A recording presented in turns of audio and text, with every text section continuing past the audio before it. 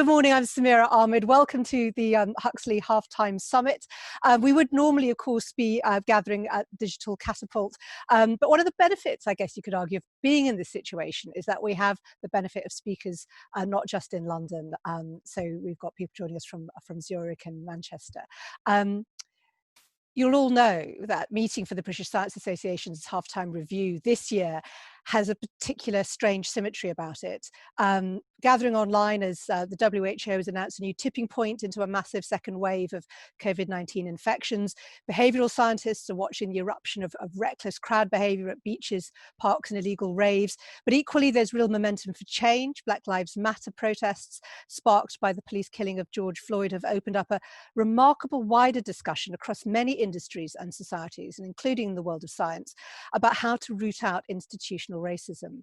However, early hopes about a public mood at the start of lockdown, willing to make big changes for a greener way of living, have, I think it's fair to say, been tempered for all of us watching the news by the sight of tons of extra rubbish, and notably the huge increase in the use of single-use plastics for food and drink.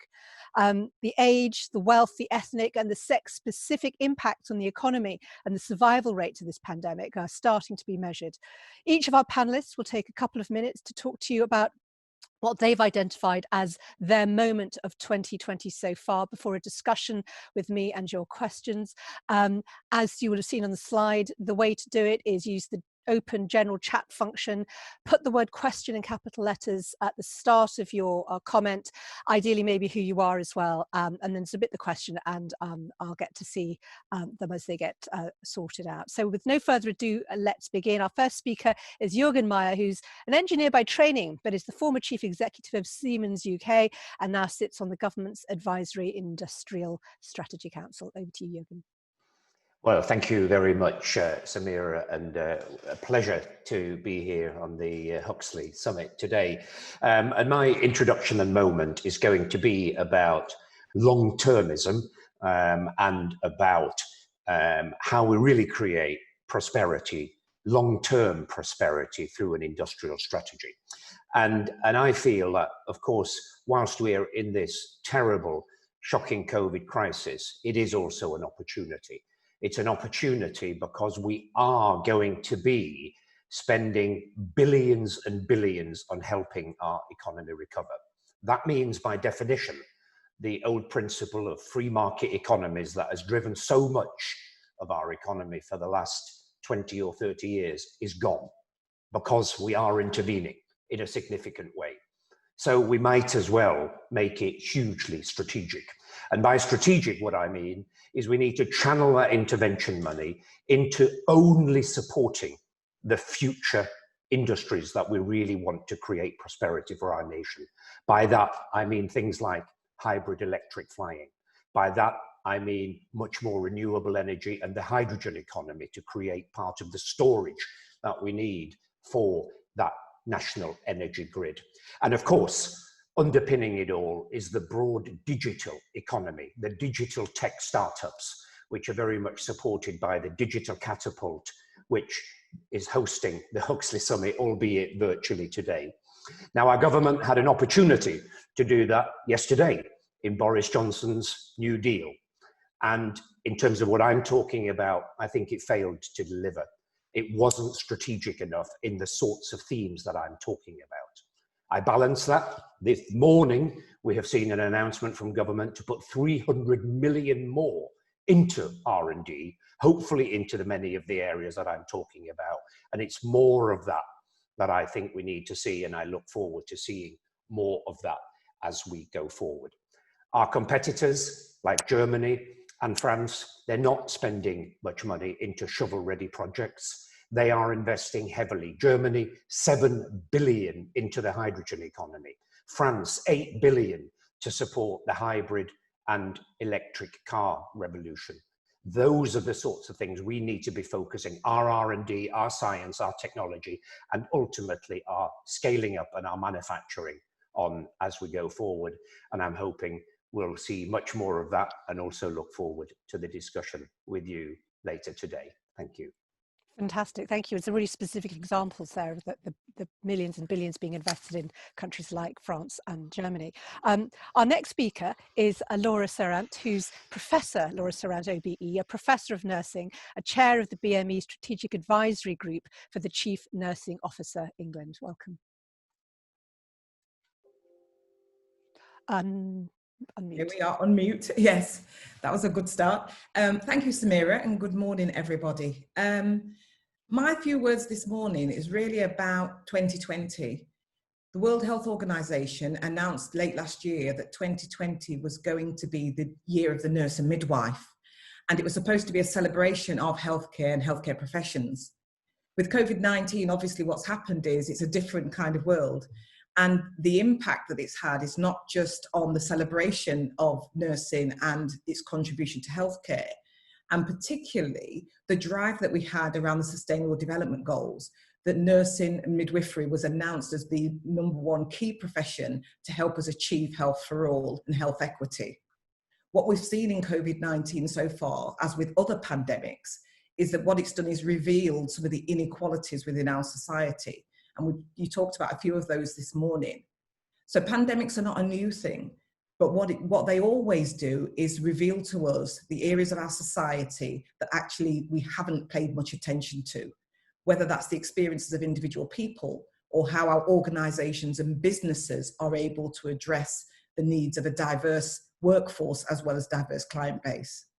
In COVID-19 and healthcare, we've seen this even more with the early deaths and the high relative rate of deaths among Black and minority ethnic healthcare workers, nurses, midwives, medics, etc. The question it raises for us is about how do we then, in the silent, isolated, quieter times we have now with COVID-19, how do we start to listen to what our society is telling us about where we need to put our efforts? Our science so far has actually counted numbers of deaths. It's counted, even the public health report that came out counted how many Black and minority ethnic staff were impacted disproportionately by this virus. What it doesn't allow us to do, and what we haven't done so far, is actually answer the so what question. So what do we need to do next in our businesses, in our organizations, and in our society, so that when COVID-19 or the next pandemic hits, we're not still looking at the same silent voices and the same high level of impact on marginalized groups. Thank you. Laura, thank you so much. And absolutely one of the stories that has been very much in the news headlines through the pandemic. Our third panelist is Sir David King, Emeritus Professor of Chemistry at Cambridge University, a former government chief scientific advisor, and of course currently making headlines for convening the Independent SAGE group of scientists offering their own advice to government on the handling of the COVID-19 pandemic. Welcome, David. Thank you, Samira, and delighted to be with you here. I think that my big wake-up call was January the 23rd with the publication of this wonderful paper in the Lancet, the British journal, published by a group of Chinese scientists explaining in fine detail every aspect of the COVID-19 outbreak in China. And what we therefore learned from this paper was quite a range of things scientifically. So what is the follow through from this? Well, the follow through ought to have been, given that Britain led the way when I was Chief Scientific Advisor, 2006, we produced a report. That report was produced by 340 globally relevant scientists from, in particular, China and Africa, looking at the potential of a future pandemic. And we said before 2030, this will happen. And this is how governments must be prepared.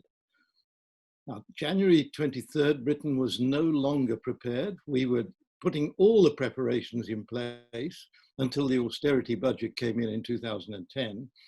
And for me, the great shock is that the country that produced that report, that led it with its medical knowledge and the epidemiological advisors, was unable to respond appropriately. Just astonishing that we could watch countries like Greece, not far from us, go into lockdown much, much earlier than us. And Greece has had a total of 170 deaths. And here we are at 60,000, 65,000 deaths now related to COVID-19 and still going up. This is a shocking demonstration of how we can ignore our own capability in science. And if I then extrapolate forward, I'm going to cross over to some of what Juergen said, some of what Laura said. We all know the problems of ignoring the science. The climate change science has been with us for a very much longer period of time. And yes, Brits have been part of that development, and we have been in government trying to lead the way, early commitments on reduction in emissions globally in Britain so that we could set an example to others, not wait for negotiations. The issue within this COVID-19 of the BME people, Laura has already dealt with very well. But frankly, Independent Sage is about to come out with a report on that particular issue. Moving forward, how can we learn, we as a humanity learn to take notice of the warnings scientists have given about climate change? Wonderful news from Germany and other parts of Europe, but our investment in the future is now looking poverty-stricken. And I think it really hurts me to say that. This wonderful science strength we still have in this country. We are the strongest nation in science in Europe. We've attracted European scientists over the last 20 years into the country, and what a boost they've given us. We really need to shake out of the situation before it hits us too badly. David, thank you so much. And I think at the heart of your observations there is this sense of ignoring our capability and literally ignoring the science. Thank you so much. Right, our penultimate speaker is Alison Martin, who started out as an accountant and is Chief Executive for the Europe and Middle East area for Zurich Insurance, having previously been the group's Chief Risk Officer. Welcome. Thank you, Samira. Thank you very much. Great to be here. So my key moment of 2020 is going to be a tale of two 38s.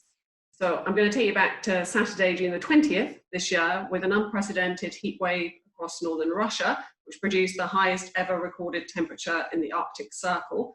So the average June 13, they saw nearly 38. Over the past 30 years, the Arctic has warmed at a rate double the rest of the world and has already increased more than 2 degrees since the 1970s alone. This is a flashing red warning light. Why? Well, rising temperatures, of course, leads to a reduction in the sea ice. More dark water is exposed, increasing the ocean temperature, which produces more sea ice. We see a huge impact from this across worldwide weather systems, including a lot of increased storm activity. We see the melting of the land ice, estimating now that sea level rises could be much quicker, reaching the 3 feet that the IPCC report last year saw by the end of the century. Permafrost thaw increases, unfortunately, the amplification of greenhouse gas emissions, and of course there is the broad impacts on biodiversity and our food chains. Now, whilst global emissions have been dropping because of obviously the demand reduction during the COVID-19 crisis, we still see the Earth warming because, of course, greenhouse gas emissions stay in the atmosphere for a very long time. Now, this does bring me to my other 38. This one relates, of course, to the reason and the underlying why global emissions are dropping, and that, of course, is demand, and it's demand for fossil fuels.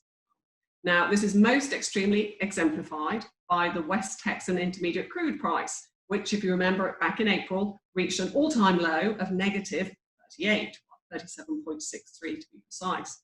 Now, of course, the already very fragile oil market was rocked by geopolitical tensions before, and now then it got hit by the coronavirus pandemic. So demand hit rock bottom, and of course, oil storage space filled up. We all know the story.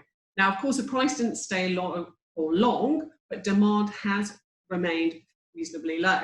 And what have we seen is that renewable energy has been able, in many places, not least in the UK, to meet the demand. And in fact, it's met the demand for a simple reason, that it is cheaper to produce renewable energy than it is to use the coal-fired stations. Now, I am, of course, having to simplify, and there's huge complexities around different industries, their rate of transformation, and the urgency with which they need to do that. But my point is simple.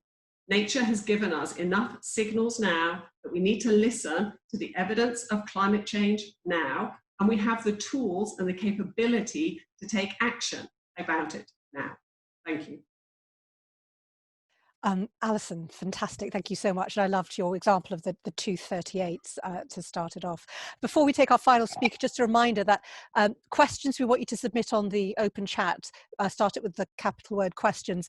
If you just would want to pass comments as we're going through, you can go on Twitter and you can use the hashtag Huxley Summit. But our final speaker this morning, and a really important voice, one of the big stories that's emerged during the pandemic, I think has been around how we as people feel about each other and challenging some of the social injustices. And our final speaker is Matthew Ryder QC, a barrister, a part-time judge, specialises in human rights, data and information law. I think it's over to you. Thanks, Samira. My moment of 2020 so far is the killing of George Floyd on the 25th of May. And just pausing for a moment, it seems like a much longer time ago, doesn't it, than the 25th of May, just over a month ago. On the 5th of May, just less than 3 weeks before that, a video had emerged of another black man being killed when he was jogging. And it was only 3 weeks later that we saw the video emerge of George Floyd with an officer killing him by putting his knee on his neck. The reason I think the impact of this is so profound is, firstly, that had George Floyd not been killed, we probably wouldn't know his name. Had he simply been injured, it may not have had anything like the impact it had. That's part of the tragedy. Secondly, had no one videoed it, nothing would have happened. And the modern context of us seeing video and being able to see vividly the kind of brutality and kind of discrimination that unfortunately has existed for many, many years is a really important aspect of the times that we're living in, because it triggered global activity and global concern over the use of violence by police against black men that has been going on for many, many years, not just in the US, but elsewhere. But one of the things that I wanted to focus on, apart from the many results of that activity or that event, was that on the 8th of June, IBM announced that it would no longer be supporting using its police forces using its facial recognition technology. On the 10th of June, Amazon said the same. And on the 11th of June, Microsoft joined, putting a moratorium on the use of their facial recognition technology by police until there had been proper regulation. For me, this was profound because this was an example of an act of violent brutality being extended beyond simply the confrontation between people and police on the street, but companies and scientists understanding that that impacted on the product of what they were doing, the products they were making, and the discrimination that might exist within their own industries, not just at the most obvious level of violence between two people, but in the context of how tools that were being given to police by scientists had the risk of exacerbating and continuing discrimination that exists within our system. That kind of forward thinking should extend to our science and our public policy as companies and governments utilize new forms of technology in policing and other public activity. And my call or my interest at the moment in 2020 is really for us to focus on how we, in our professions, but particularly in the context of science and those developing products, incorporate the kind of anti-discrimination approach that the world is calling for that eradicates inherent and institutional biases in the products that we've been making to ensure that they don't play out in a modern way as they have in the past in the traditional forms that we've seen. Matthew, thank you so much. And such a brilliant place, I think, to open discussion. So I'll start taking the questions shortly from all of you who have been submitting them. But I just wanted to follow up a couple of things. Matthew, you raised this whole issue about the centrality of technology and how it can or cannot be used to discriminate. You talked about facial recognition technology, but I wanted to ask all of you, there's been all these questions about, you know, the apps that have been developed about contact tracing, which feeds into people's anxieties about how much data is being taken and how it might be stored and used in future. What are your thoughts about that whole issue as we kind of continue into 2020? I don't know who wants to take it. You want me to begin on that? So, yeah, why don't you, Matthew? Go ahead.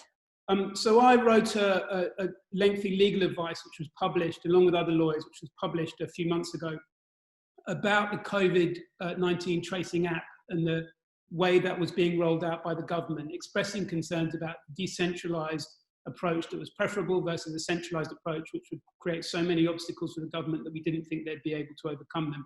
I think we were correct about that from a technology point of view as much as anything else. But the reality is that the point I was making extends to the way the COVID crisis has been dealt with. When you're talking about track and tracing, or you're talking about an app, you have to have a proper data protection impact assessment. You have to properly understand how data is being used, and you have to extend that understanding into the different nuances of populations so that you're ensuring that you're not having a discriminating impact in the way you deploy your technology to cope with a public health crisis. Using technology and data-driven approaches is critical. We have to use modern techniques, but to do so, we also have to be rigorous in ensuring that we're taking an approach that doesn't build in discrimination or cause there to be inequalities in the way those public health outcomes are dealt with. So I think it really is reflected in the current approach to the COVID crisis that we need to be rigorous about that. Matthew, thank you. Who else would like to comment on this? Alison, and then Juergen. Thanks, Samira. So I'll probably give a couple of contrasting examples actually of data, because I think data has often been termed now the new liquid gold, hasn't it? That if you think of it on things, so if we think of for insurance, then we can use sensors, we can use drones to determine whether a loss event has happened after a kind of terrible catastrophic storm, for instance, without needing to put anyone at risk to go and do claims assessment. That's a great use of data, and also there's no privacy issues attached. The problem comes when you're talking about individualization. A lot of people talk about the fact that they would like to have much more individualized offerings for them. I wear a Fitbit, for instance, and not to advertise them, but I think having that data, would you want to have your insurance assessed based on your information? Make it very personal to you. Now, perhaps if you're incredibly fit and healthy, you think that's a brilliant idea. But the more individualized you get, you take away the fact that insurance is about pooling of risk. It's about trying to have the many so that we can provide protection for the few who actually do need to claim. And the more you individualize, the more you take that ability away of mutualization. Now, and let alone the fact that you have data privacy concerns around actually what do people understand their data is being used for. So personally, I think we do need to be very cautious about the use of data. It should always be done with consent, with full transparency as to what people understand their data is being used for. And I do support a lot of regulation in this area to make sure there's a level playing field. And Juergen, thank you. Go ahead. Yes, so I mean, two things on this. And the first one is that I think, you know, the use of data is going to be a massive issue going forward. It's not going to go away. So we can't just pretend this is not an issue. And indeed, data used in the right way enhances everybody's lives massively. I mean, I add another example to yours, Alison, which is GPS. You know, I mean, we all use GPS, whether it's walking around cities or whether it's in our cars. And I suspect most wouldn't want to live without it. And it can't happen without public data.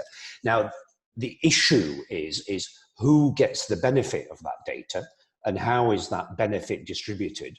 And B, the trust issue. And of course, as Matthew says, you know, there has to be good legislation around privacy and transparency and all the rest of it. But to me, the two key words are trust and who gets the benefit. And if we take the COVID tracing app, if there was ever an opportunity to say the benefit here is yours as citizens, because this is to protect you and your safety, then that was the one. But we messed it up. We didn't create the trust because we used the wrong people to build it, people who were involved in vote leave, who, you know, whichever side of the argument you were on, but it's not trusted by many in the population. And secondly, we used the wrong technology, which was the centralized technology, and therefore we breached the trust, and that's why it's not been a success. Thank you. I think we have go ahead, Laura, and then after that I'm going to start taking the audience questions because we have loads of good ones. Thanks, Samira. I just wanted to follow up on the points that Juergen made and Matthew made as well. For me, the key thing is the uncritical use of data. So data itself is vital and very strong and very important for us to help guide our thinking and our plan and our making. But if we don't do that in the context of kind of where people live, their lives, and understanding the population that we're wishing to impact, then that's where we get issues, you know, such as things just not quite working out right. And using your analogy around GPS, Juergen, we've also equally seen those films and those clips of people who blindly followed the GPS and ended up hanging off the end of a cliff or down, you know, a one-way street going the wrong way. So that is an easy way to think that the data on its own is not enough. We have to understand the context in which we're living.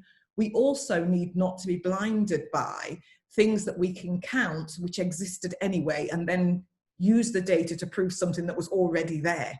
We need to kind of think, how do we actually address the issues that are being revealed by the data? But the other key question we always need to ask ourselves is, what is the data not telling us? Not just what is it telling us? And that is the thing that often is missed out in the headlines. Absolutely. Thank you. Right, I want to start taking questions. And I'm going to put two together because I think it's the same issue. So Gail Cardew says, Germany takes over the European presidency today. One of the issues they're pushing is technology sovereignty. We've seen America buy up the whole stock, pretty much the whole stock of remdesivir, this new drug developed by Gilead Sciences for treating COVID-19. What does America first, Europe first, take back control, Brexit in the UK mean for the effort to combat global issues like climate change and pandemic? So basically a question about, given that's the political international climate, but I just want to add something to it, which was a comment from someone in the NHS. This is Imran Hussain, who said, is it time we take healthcare diplomacy more seriously and ensure we have dedicated healthcare diplomats across all our embassies and high commissions? So a possible solution there with the question. Who wants to take that first? David?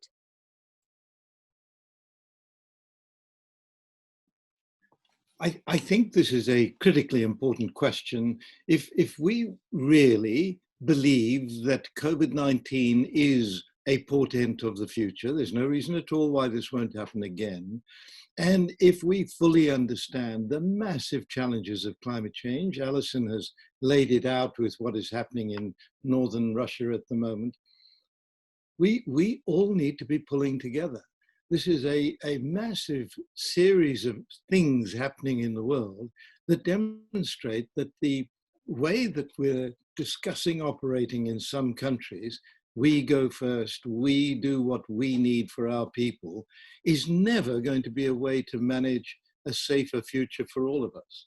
So what we, I think, are seeing in this is the possibility of a transition to a much needed policy, global policy, to take us forward in the 21st century and deal with the 21st century challenges. These challenges are all new. We couldn't have had this pandemic without the amount of air travel that's going on. This disease developed somewhere in the world, and within 3 months, it's everywhere in the world. We couldn't anticipate climate change at the present level if we only had 1.5 billion people on the planet's surface. So we're all in this together. And until we understand that and start pulling together, it's going to be extremely difficult. Now, that in itself sounds like pie in the sky. But let me say, what I am working on is to create a global climate alliance of nations and states willing to take joint action appropriate to the challenges of climate change. And that is a very big issue. I'd need a few hours to explain what underlies it. But essentially what this is saying is, come on, all of those who wish to see the actions needed to deliver a safer society into the future, let's work together. Thank you. Juergen, you wanted to comment next on this. Yes, I mean, it's building on David's point, and here it is incredibly sad that at the time of the worst crisis we faced in our lives, we have got some of the worst leadership around the world, and it is at times like this you need the best leadership, and it is no coincidence that the countries which have done worst in this pandemic are the leaders with the strongest nationalist agenda. But let's be positive. And the positive to me is that, sometimes you need a crisis of this magnitude to show that nationalism is not the answer. And I think stories like the USA buying up 90% of the only drug that can help treat COVID is news to people. And I think that the outcome of this will be that citizens, voters will bring back a more cooperative type style, because it is the people that will vote in the end. And so therefore, in the end, and it will take us some time, I think we will come back to more cooperation. And that cooperation is also needed on science and technology. We can't answer the problems of renewable energy technology, of hydrogen technology alone. We have to do that in collaboration with others. So we have to stay part of the European Horizon Research Programme. Those are our closest partners. And I think this sort of a pandemic is actually going to make us realise that, and it will mean that we do drive more of that sort of scientific and research collaboration together, because that's the only way we can stem some of the answers that are being, some of the challenges that are being thrown at us. Thank you. I'm going to move on to the next question on this, but Alison, go ahead. Just adding one quick point, if that's okay. I think we also have to recognise the fact that globalisation has brought economic prosperity, unfortunately not in a well-distributed way. So unfortunately it has accelerated inequalities in the last 3-4 decades. And unless we address those fundamental inequalities, this is both between countries and also within countries, I think we face the risk that we're not going to bring society with us in wanting to make these changes. I think the actions, for instance, of Germany and what they've been trying to do in supporting coal regions, the same with what the EU more broadly is trying to do to support Poland to wean itself off coal. I think we have to, it's got to be a holistic package, otherwise we risk alienating society. Thank you. Another 2 questions I want to put together, and I think I might start with you, Laura, on this. One is from Rashik Parma. Why does scientific excellence not turn into economic and impact leadership? What should we do to change the situation? And the question that goes with it is from Brian Cantor. I'm concerned that our science base has been badly harmed by the government following the science, in quote marks, which sometimes isn't the science. And the reason I wanted to start with you, Laura, is I was just thinking back to some of those news conferences where we saw, senior figures from, nursing and the chief medical officer standing there and not contradicting quite surprising things that politicians were saying about whether it was shaking hands with, with COVID patients, or saying Dominic Cummings hadn't done anything wrong by his eye test to Barnard Castle. But just your view on, given everyone's talking about the science, how can science become more central to good leadership, and the concern of the damage to scientists' reputation because of what a few people have or haven't done during the pandemic? I think what we have is, again, something that I think has existed for a long time, and that is an imbalance between the desire to have the science and know the science, with the desire around the kind of political endeavour at the time. And so people may be committed, or say they're committed, to the moral argument around addressing inequalities, around using science to drive strategy and policy. They may be committed to that theoretically. But I think actually the issue is with the action.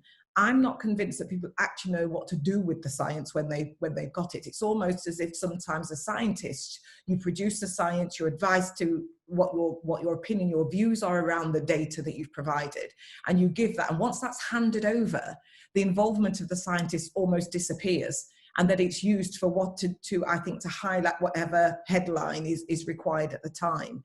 I also think sometimes there's not an understanding about what science data actually means and can do. So often, sometimes the science is looked for to underpin a headline that's already written, rather than actually driving the conversation. So I think that the challenge is is in leadership being able to use that science to the best advantage rather than just have it handed over or requesting it. And then the scientist is kind of, put that to move on to the next project. So I think the involvement of science and policy and politics needs to be much more strongly overt. And people need to be free to speak to the science rather than just use it to underpin a headline. David, I'm going to call on you next on this issue. Yes, go ahead. So basically, when I was Chief Scientific Advisor, we had just had a series of disasters in the farming community in Britain. We had the BSE crisis. During the BSE crisis, the minister went on television feeding his daughter a hamburger, saying British beef is perfectly safe to eat. And at that time, the scientific community were really concerned about the evolution of variant CJD as a new human brain disease that was a killer. And that was deemed to be from eating British beef. The ministers were saying we're following the science. Now, today we're hearing exactly the same refrain.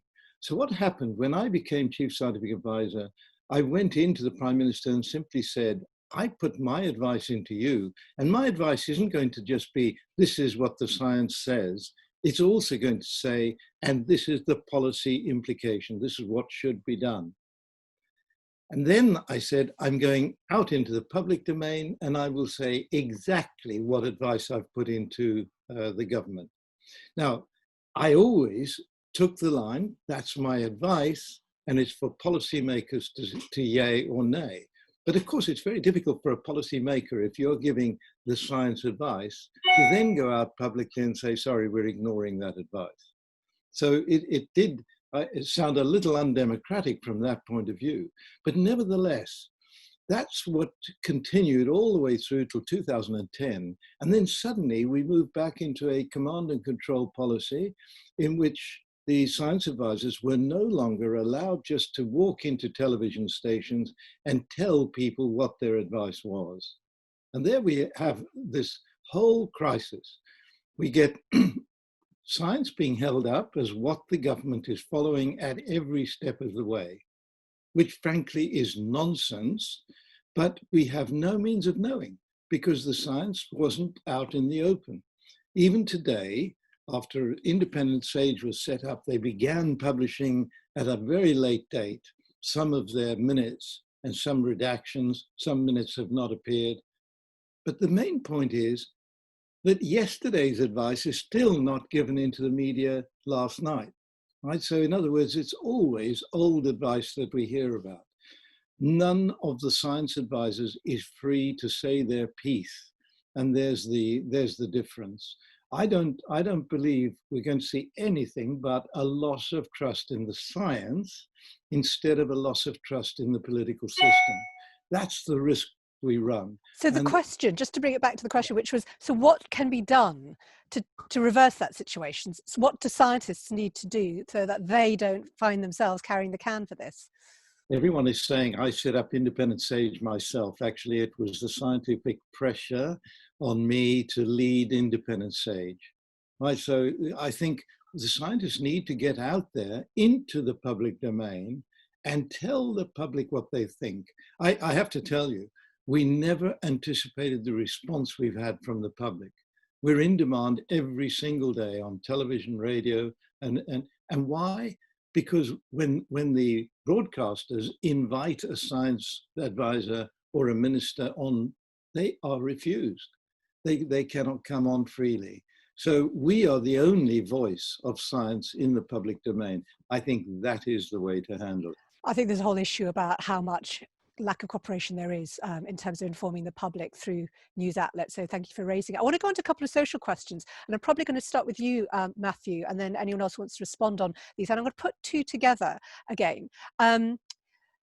Alex Freeman, Winton Centre for Risk and Evidence Communication, says, we saw at the beginning of lockdown a peak in pro-social attitudes, people having a feeling of coming together, optimism about the future, change for the better in society, and that seems to have declined over time. Have we missed our opportunity for change? And if not, how can we reignite that sentiment?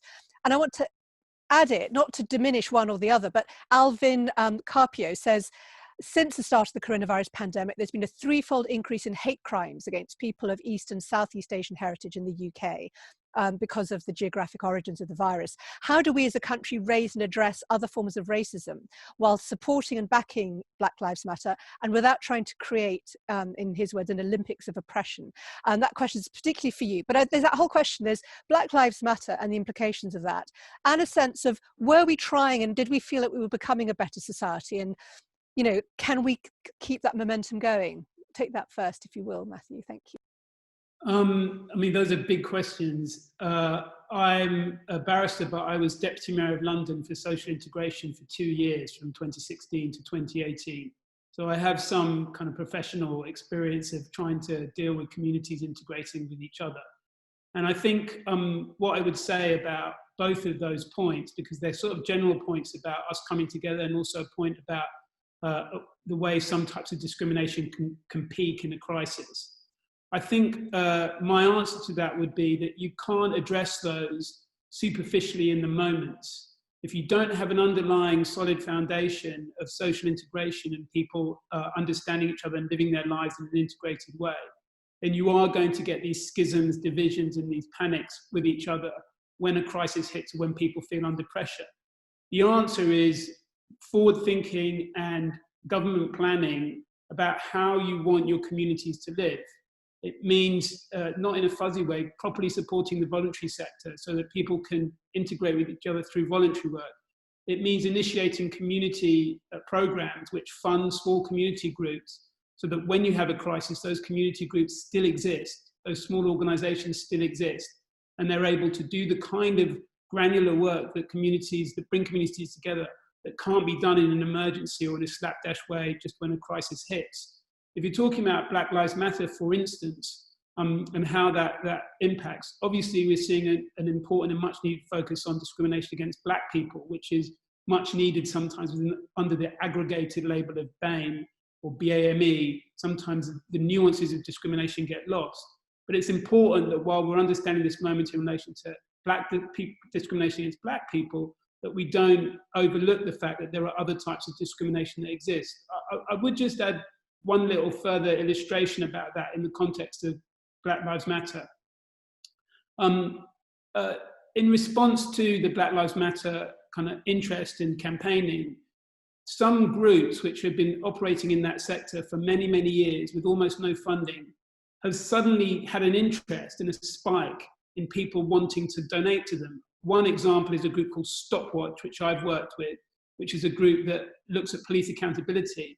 And on a small GoFundMe page a couple of weeks ago, they raised £100,000 on small donations of £15, £10, £100,000, which is quite spectacular for them. The sad part of that story, though, is that there are lots of organisations that do great work within communities that have withered and died during austerity and through a lack of support, that now the interest is there, there's no one to fund. They don't exist. They're just not there anymore. And those are the kind of programs and organizations that need to be given small amounts of funding and need to be helped to survive, just to ensure that the exact points the questioners are making, that when the crisis hits and there are problems within communities, that we have a solid foundation of relationships between people, as opposed to trying to sort something out when you've decimated the landscape. There aren't the organizations there. When you're trying to throw money at a problem with organizations that have no way of coping with it because the ones that understood how to deal with the problem are gone. Thank you. I don't know if anyone else wanted to comment, because the other aspect, the other question element was how it felt when we went into lockdown that people were pulling together and there was, you know, that spirit of helping out. And it feels like it has been tainted is the wrong word, but you know, there's been stuff that has made people feel quite angry. Juergen, go ahead. And it's about kind of getting back on track. Yeah, and I think a lot of it comes back to what we were talking about earlier, and it's about leadership. And I mean, if I may just try and put a little bit of a positive slant. I mean, there's not much to be positive found here, but I feel we're being generally, you know, quite negative and downbeat here for obvious reasons. You know, these are tough topics.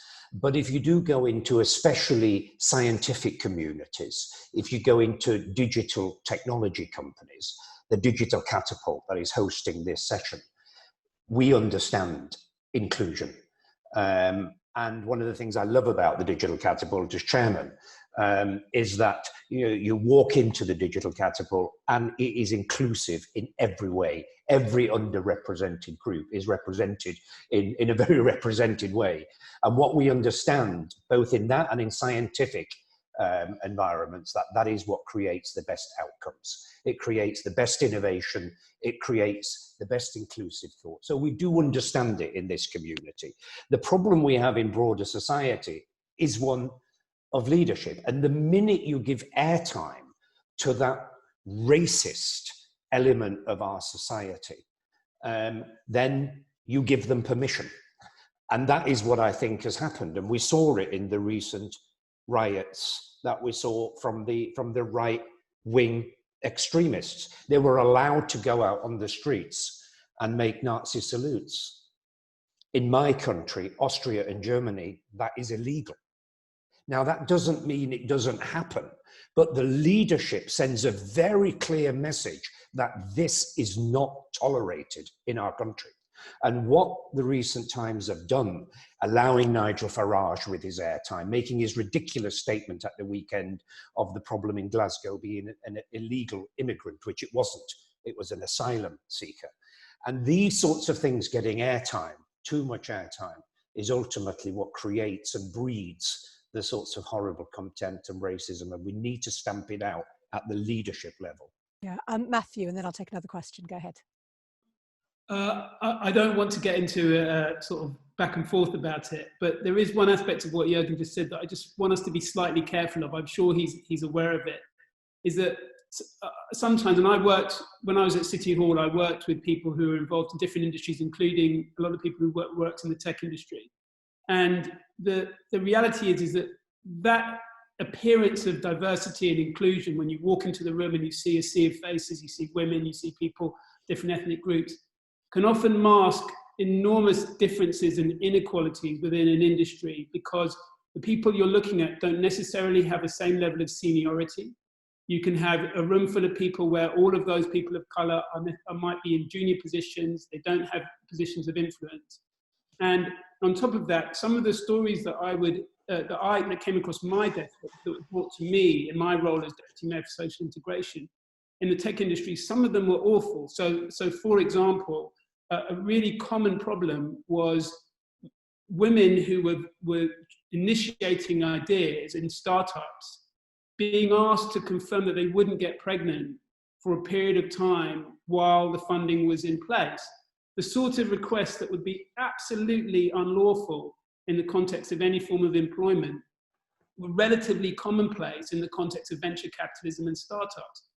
And I think one of the good things about Black Lives Matter is that a lot of Black people are saying, we are unhappy about the fact that simply having us as a face isn't the same as having us in leadership positions and positions of influence. So I think Juergen's point is great, but within all of our industries, it's not just the Nazi salutes and the really unpleasant, aggressive, overtly racist discussions that are the problem. A lot of it is the fact that people focus on that without realizing that within their industries, there isn't leadership at all levels, and it's not inclusive in terms of driving forward decision-making.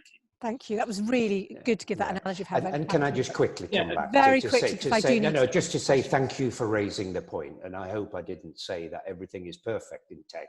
And I fully understand your point. And when I was chief executive of Siemens, just to say that I worked incredibly hard. So we did have a Black woman on our board. It was 40% women, and I represent the LGBT community. So I fully understand, having that representation and that diversity inclusion at all levels, including the C-suite. And we need to do much more of that across the industry. Your point is absolutely right. Right, I want to move on to a couple of questions that have gave some of the issues that you both raised, Alison and Juergen, earlier in your kind of opening remarks. From Adam Donnan from the IES, what should Build Back Better involve? And from Fiona Wolf, with daily announcements of job losses, how can we all collaborate to convince the government to take the strategic, sustainable, low carbon view that Juergen began with and Alison as well talked about? Who wants to go first? Alison, go ahead. So for me, I think the UK should really look to a little bit of what Europe's doing in terms of how actually it's planning on spending its stimulus money. Look at the 750 billion New Deal fund that it's created. Look at the prioritization around digital infrastructure. The reality is, if we want to rapidly transform different industries so that we can actually reduce greenhouse gas emissions, we have to increase electrification, and we have to power that electrification with renewable energy. So that's whole industry transformations are necessary, whether that's in petrochemicals, whether that's in cement manufacture, whether that's in transportation. These require a digital backbone in order for us to be able to do it. So I think improving the investment into digital, and I think that's something where the UK can certainly excel if it puts its mind to it, will be a necessary backbone. And then you can look at each of the industry verticals and say, okay, what is necessary? So if you take transportation, okay, how can we change the paradigm around manufacture of electric vehicles? How can we ensure that people are comfortable to buy an electric vehicle? What's going to be necessary? I mean, the UK has the power generation capacity to put the renewables into the electric vehicles, but it needs to manufacture them. So where does that push come from, I think, is what we're all asking. Is it a push on government to make it? What do they need to do? No, it needs to be a strong public-private partnership. Governments can't do this on their own, so they need to work with universities and scientists and with the private sector. And in the end, for me, it very simply comes down to three things. It comes down to, you first of all need the excellence. And the good news is Britain has a huge amount of world excellence, as we've discussed, not disputed anywhere. The second thing is you need scale. And the third thing, you need focus. And by scale, I mean literally the amounts of hundreds of millions you put into these particular areas, like Germany putting 7 billion euros into their hydrogen program. And then you need to create focus. And that focus needs to come from public-private partnerships to say, as a nation, we are going to lead in the hydrogen revolution. We've actually got an example of where we did it, which is the offshore wind revolution. It's the only example of where we actually have managed to create world leadership, and we have got some of the technology leadership locally. And that's what we need to do more of on some of the other key areas. But we're not good at throwing the scale at it. We prefer to dabble. And we're not good at creating the focus, because for the last 20 years, we have run on this. And it is a sort of a right-wing, ideological, we don't intervene in markets ideology, and we need to change that. Cool. David, briefly, and then because I want to move on to one other area if I can, but do go ahead. Okay, big issue. I'll try to be brief, Samira. The history of the advances that have been made in the new low-carbon technologies, zero-carbon technologies, is certainly a partnership between government and private sector and public. But let me just say, without government leadership, it becomes extraordinarily difficult. So if I give you the example of offshore wind or any of the other new technologies, when they begin, they're always much more expensive than the mature technologies from the fossil fuel industry. And what began in Germany, 1989, feed-in tariffs, then spread to Britain, 1997, spread across Europe. And what was created was a new market by feeding money into these new technologies to reach the market, a new market which just kept growing and growing. And the result was the price falling, I would say, faster than any economist expected. And so what happened with offshore wind, it's now cheaper to put up new kilowatt hours of offshore wind than it is any other form of electricity production in Britain. It's massive successes, but every bit of it has required government stimulus. And if we don't get a government stimulus behind the push for an emergence into a green recovery from the COVID-19, I just think our economy will stagger into an irrelevant future. By irrelevant, I mean we will be investing good money into projects which are not fit for purpose in the 21st century, and they will therefore not yield a profit as anticipated, simply furthering the debt crisis. Thank you. There's one other big issue I want to raise, and it goes off the back of a question. So it's another one from Joe D'Souza. Every year, global malaria deaths per year, 600,000. Global HIV deaths per year, 950,000. Not sure about your sources, but I'll trust that you've researched this. With reference to coronavirus and an ambition for fairness and equality, how concerned is the panel about the Department for International Development being scrapped? And I would tag on to that my issue, which is we haven't yet seen a big double whammy of a major climate change event on top of COVID-19, but people are saying it's just a matter of time. And I just wonder what your views are about the prospects, the risks of that, and how far we can cope. So the International Development Department being merged into the Foreign Office, and then concerns about being able to cope with a climate change related catastrophe. David first. Yes, my last job in government was in the Foreign Office, where I became a diplomat and was leading on the climate change negotiations. And what I want to say is very simple. DFID is one of the most admired bodies around the world in terms of its mode of operation. It wasn't always good, but its mode of operation has become one of the global leaders in terms of the process, not of aid for countries, but the process of helping countries to further their own objectives in developing their economies. And the DFID fund, which is a large fund, 0.7% of our GDP, has on the whole continued throughout since DFID was founded to operate in this way.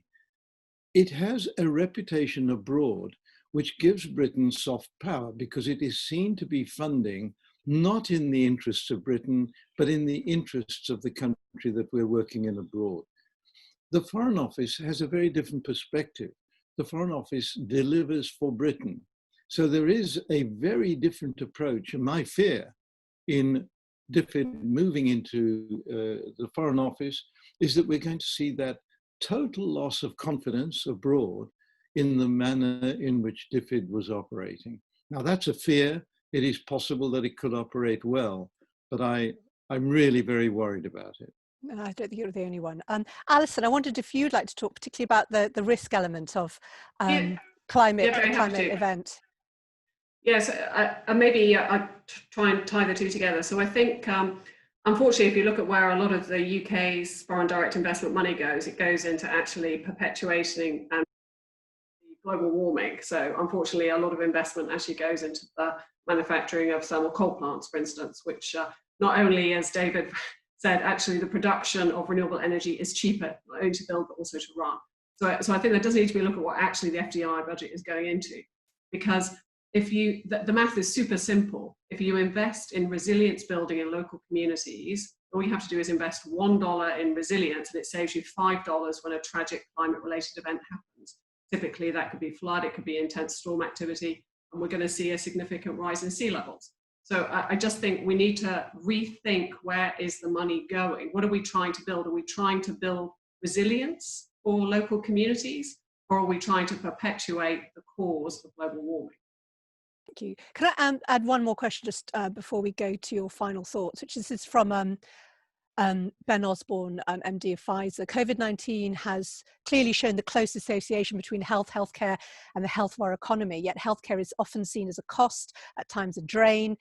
Is it now time? I mean, I think I probably agree it is now time, but how do we shift our mindset and approach to see the health of our nation as an asset and one that should be invested in and nurtured? And I don't know, Juergen, whether you'd say the German approach to health is significantly different and is a model worth considering, learning from. Well, the only thing that is really different in the in the German model is the long-termism, is the thought about preventative medicine. It's the way in which social care and healthcare is seen as one, and the business case across the two is seen as one. And then, quite frankly, it's the fact that Germany has created an industry that creates enough wealth to invest significantly in its health system in order to create the headroom that if you have crises, that you can have some spare capacity to make it happen. So in the end, it comes right back to where we are. You need to create the economy that is creating the wealth, the exports, that you can really properly invest, which is clearly what not we've done. And then it is this long-term and thought process across the whole chain of healthcare, and in terms of particularly the preventative medicine, which takes the load of the sort of the accident and emergency, which is where we tend to always fall in the UK. So a lot of it is in attitude and in scale of investment. Thank you. And obviously I need to ask you, Laura, about this, the whole way that we think about health and healthcare in this country. I know people are starting to talk about obesity again, but perhaps you could give the final thoughts on this question. I think, following with what Juergen says, I think there's one side in terms of creating the wealth or the economy to support health, but then that also is about the intent then to use that to that endeavour. I think one of the things that we often see in situations like this, when healthcare is pressurised, is there's a subtle shift occurs at some point where it stops focusing on the disease or the illness and the impact of it to the fault. There's almost like a shift to blame and a focus on the people living with or managing with that condition. So the discussion around obesity shifts to what choices do we always make? And while that's part of the argument, the whole context about availability, it brings in issues around the types of foods, the costs, accessibility, and ability to actually have those resources and those choices in real terms to make. So I think what we need to do is actually create that balance, rather than swinging constantly from focus on disease, then focus on people, and it's one or the other fault. Actually recognizing that health is a delicate balance of all those things, not just the availability of resources, but the intention, the political decision of where we put our efforts, as well as the individual choice in the context in which they live their lives. And as Juergen said, the long-term thinking that's required to go with it. Thank you. I'm sad we're nearly out of time. Before we take everyone's kind of final calls to action, I just wanted to point out to everyone watching, and thank you for the brilliant questions and comments. People can read all the questions and comments in the chat before we close the broadcast, which is going to be about 15 minutes. So some speakers may want to reply to particular questions or comments aimed at them if they've spotted them and they have the time. But what I wanted to do before we close is ask each of you in turn, just to give your kind of final call to action as we look ahead to the rest of the year. In about a minute or so. And so I think, Juergen, I'm going to ask you to go first. Yeah, thank you very much for also really a great discussion. Thank you very much. And I mean, my sort of reflecting thoughts on it is that there is, in the first area, I think, is in terms of what we as a community, you know, we have talked quite a lot about sort of pointing at what can government do, but I think we do have to look ourselves as leaders in industry, as leaders in science, and I think the first thing is investing in our people, investing in the skills of our people, preparing our people for the new economy, for the new areas that are to come, and within that, to make sure that we're really creating the right inclusive workplaces. And I take the point that Matthew made very seriously, and indeed some of the questions that has to be, you know, right the way up to the boardroom. So that would be, you know, my very, very first key point. And then the second point, and I'm only going to make 2 points, is about leadership itself. And actually there is a very good question came from Ben Taylor here, which says, you know, where does this leadership need to come from? My own experience is that actually it needs to come from industry, and I think the private sector needs to take the lead. I lead an initiative of the private sector called Made Smarter, which is about the future of advanced manufacturing, and the lead from that came from the manufacturing sector. What government then needs to do is to prioritize that. We're happy to invest in that as a nation. So they need to prioritize, a little bit like they need to take evidence from scientists and then prioritize. And they need to convene. And as David says, without that convening power of government, I agree with you, David, it won't happen. And then the third thing that government need to do is, having decided that this is an area we're going to focus on, whether it's hydrogen or whatever, to then throw the scale at it, to help it scale. Because if you take hydrogen, and to use the example you used, David, you're absolutely right. It won't be commercially viable. So you need to have subsidies to get it to the point that in 10 years' time, it is commercially viable. And at that point, we become leaders of the nation. So the answer really is leadership. Thank you, Juergen. Laura. Thank you, Samira. I just want to close really with thinking about the enforced quiet of isolation running out of COVID-19 has actually revealed a lot of the silences or the silent voices around inequality, and asked us to question how ethical is our science, our business, and our society. My call to action is really for everybody to think about that and think, what has this period of silence revealed about your business, about your organization, or the approach to your science? And use that to frame the action of what you need to do where you are, so that we have that, as Juergen says, we have that application in practical spaces where people live and they work and they continue. And that's what we need to do. So where are your silences? What are they telling you? And what are they asking you to do? Brilliantly put, Laura. Thank you so much. David. I think we're all of one mind on this group, which is rather nice. Can I just say what I believe is required now is a focus on getting to the point of zero virus in this country. I don't believe that that seems to be the focus of the government even today. And by this I mean that before the end of September, we should have achieved no new cases of COVID-19 in Britain. And we need to see that all of the actions required to achieve that are pushed through. The alternative is that we run into the winter, and COVID-19 is like a flu virus, is likely to take off again in the colder weather. And we will see a potentially very large peak in this country, and our economy remains in cold storage for much longer. So there's my first request, is that we all focus and get the government to focus on delivering this. We're never going to do this as long as we have handed over to Serco the business of test and trace and isolate. You cannot emerge from a pandemic without finding every new case, isolating that person within a day of finding them, and then isolating all of the people they've been in touch with. If you do that, you get the epidemic out of the way. So what we need to do is use the public health system, use the GPs. Incredibly, we're not doing this. If we look at what's happening in Leicester, this is a local community issue, and we are never handling this to date at the local community level. It's a total failure in this centralized mode of operation, and then bringing in the private sector who have zero experience in public health to try to run this through in the middle of a crisis. My second point is simply, and then we also need to be preparing for a straightforward green recovery as we emerge. Okay, thank you. Right, our next speaker is Alison. Thanks, Mira. So my call to action is quite simple.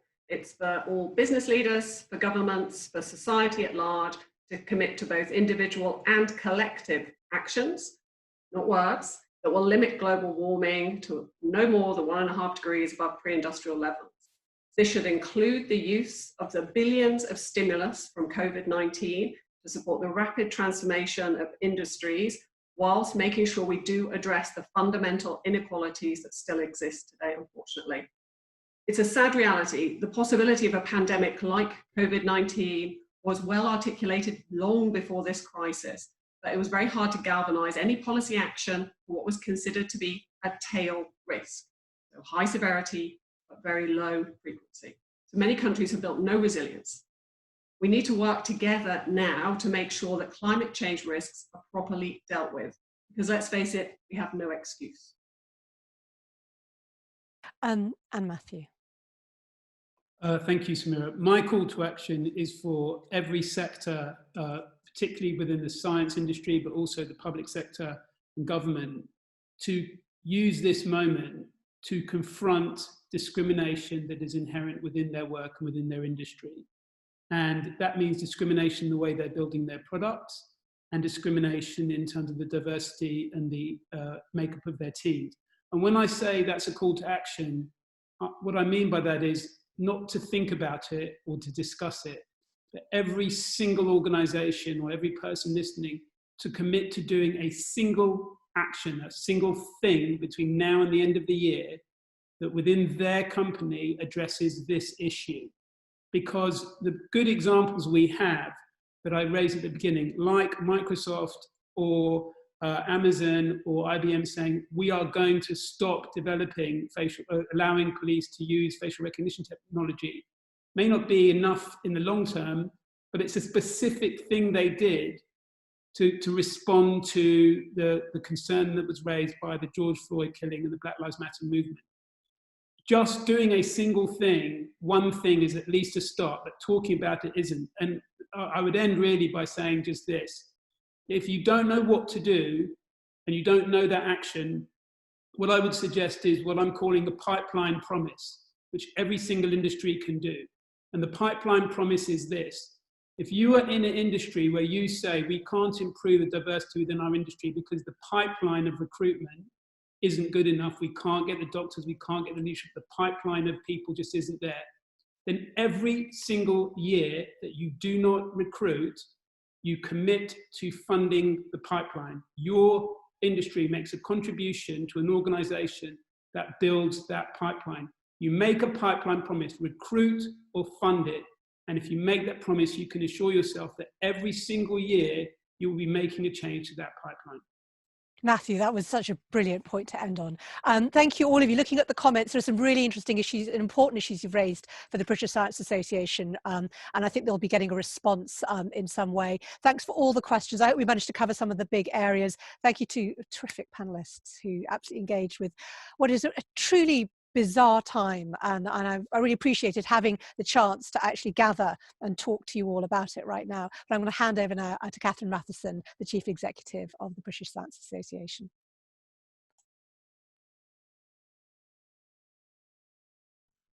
Thanks, Samira, and thanks to the fantastic panel for such a wide-ranging and illuminating discussion. I think it's possible to feel like current affairs is a rather bleak place often at the moment, I think. But what I've heard from the discussions is, I think it sounded quite hopeful in the sense that we have the power to affect change. We have the agency to create the kind of society, the kind of globe that we want to see. And one of the messages that came through, and a lot of what you said for me resonated quite strongly, was the importance of preparation. That when these crises hit us as a society, as a global society, as a national society, as a local community, the degree of preparation is what informs our ability to respond. And therefore, the investment in preparation is key. I think for a lot of society, the role of science is in building knowledge, or perhaps building businesses. But actually, science has a much greater role to play in terms of building societies, building communities, building networks as part of a resilient and interconnected community. So that's the thing that I will take away from this morning. Thank you all. As Matthew Ryder said, we are one of the many organisations towards the beginning of a journey on understanding our own role in a more socially just and equal society. And for us, we've made a commitment at the BSA to improving our equality, diversity and inclusion internally. And we're at the very beginning of our plans to look in a systematic way at how some of our traditions, some of the names we use, like Huxley itself, as raised in the comments this morning, quite rightly, how well those reflect the values and the views of the modern BSA and of the future BSA and the society that we want to help to build. So more to come on that, not today, but soon. So other feedback, all welcome for us. I want to say, as Juergen and Samira said, we had been planning for this event to take place at the Digital Catapult, and we're very grateful to them for being our venue partner, even though we couldn't actually use their excellent venue this morning. The current pandemic and the conversations we've had today about equality, about justice, about all those things make it even more important, we believe, for events like this one, like this summit, to bring leaders from policy, business, science and the media together to discuss how to build a better future. We rely for this summit and other events on our partners, and we're delighted that the Institute of Physics is continuing to support the Huxley Summit, and we are in the process of creating a coalition of organisations to partner with us. As many of you will know, the annual summit usually takes place at the Royal Institution each November with over 350 leaders from those different sectors, and we're currently confirming exciting plans for this year. So if you'd like to work with us, or if you've got ideas for topics we should cover this year, or speakers or anything like that, do get in touch with me or my colleagues. Thank you once again to Samira for chairing us so fantastically, to each of the panelists for their views and their time this morning, to my colleagues for organising such a great event, and particularly to all of you who've made time in your morning to join us and ask brilliant questions. Thank you.